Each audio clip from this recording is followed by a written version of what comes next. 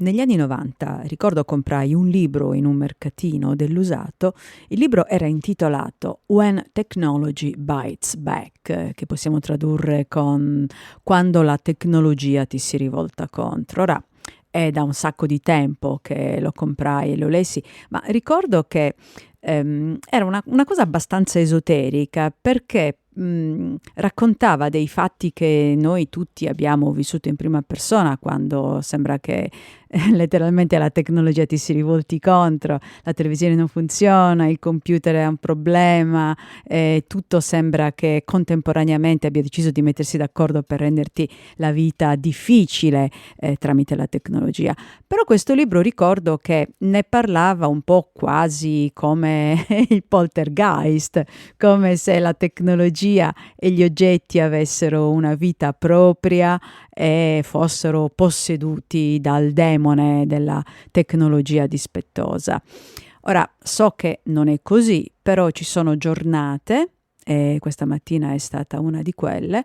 in cui veramente ho l'impressione che ci sia il demone della tecnologia a girarmi le carte, voltarmi le frittate, staccarmi i cavi senza che io me ne accorga e che tutte le cose tecnologiche che mi circondano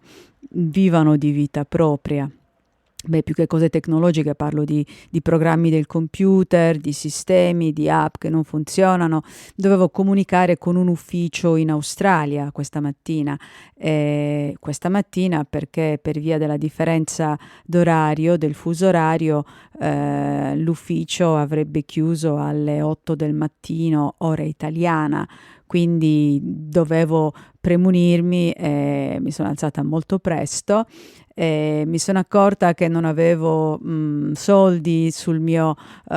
conto Skype che uso per chiamare il numero, perché bisognava chiamare un numero di telefono, per cui è iniziata tutta la trafila per mettere il credito su Skype e naturalmente ogni volta che aprite una app che non aprite da qualche mese, la prima cosa che vi chiede è di aggiornarla. Poi vabbè, adesso non vi sto a raccontare qua tutta la catena, ma ogni passo che facevo ce n'erano altri 3 che dovevo intraprendere per poter fare quell'uno passo e ognuno di questi 3 passi aveva a sua volta altri 3 passi che dovevo intraprendere per poter procedere, insomma una specie di catena di Sant'Antonio triplicata, che poi perché si chiama catena di Sant'Antonio non lo so, indagherò. Comunque la tecnologia sono riuscita a domarla, i poltergeist sono rientrati da dove sono venuti e io ne sono uscita vincitrice, almeno spero.